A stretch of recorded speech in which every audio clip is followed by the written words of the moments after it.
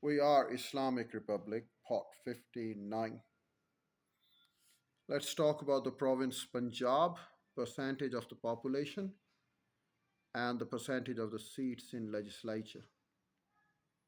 Muslims, they had 57% of the population and they would receive 49% of the seats. Their population was 57% in Punjab, but they would receive 49% seats. Hindus had a population of 27% and would receive 27% of the seats.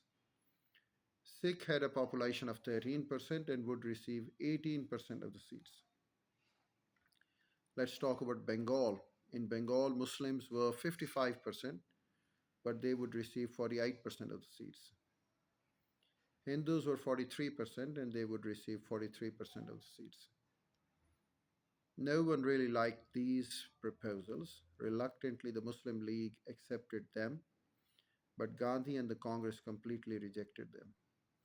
The major consolation for the Muslim was the decision on Bombay Presidency.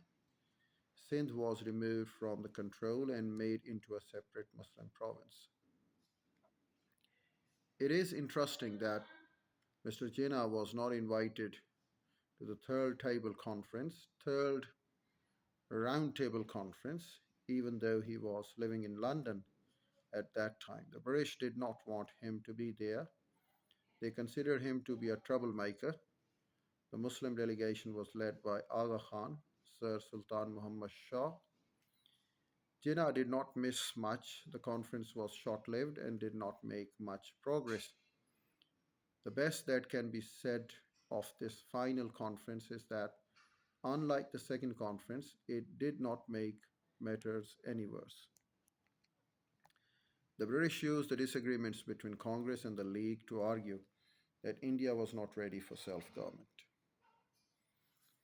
At this time, Mr. Jinnah intended to remain in London. He purchased a home in Hampstead, only a short journey by underground train from Parliament and the India office. Mr. Jinnah's view was that India's future would be decided in London by the British government and that he could achieve more by staying there. Source B, the center of gravity. I have come to the conclusion that I can be more useful here at any rate for the present. The center of gravity is here, and for the next 2 or 3 years, London will be the most important scene of the Indian drama of constitutional reforms. Part of a letter from Mr. Jinnah to Abdul Mateen Chowdhury on 25 March 1931. However, many of the Muslim League colleagues were anxious that he should return to India, where his presence would reinvigorate the League. Liaquat Ali Khan, a leading League member, journeyed to London and persuaded Mr. Jinnah that he was needed at home. Early in 1934, Mr. Jinnah returned to India and in March was sworn in as permanent president of the Muslim League. It turned out to be an important turning point for both Mr. Jinnah and the League. The Government of India Act 1935. Following the Simon Commission and the Round Table Conferences, the British government passed the Government of India Act in 1935.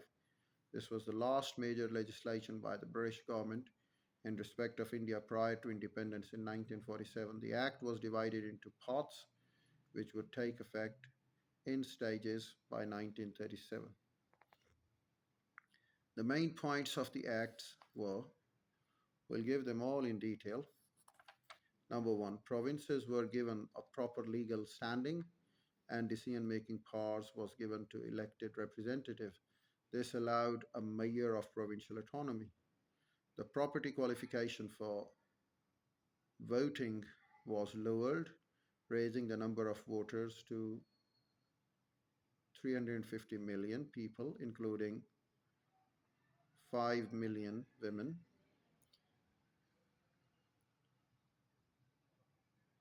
50 million women. This was five times the previous number, but still only one fourth of the adults could vote.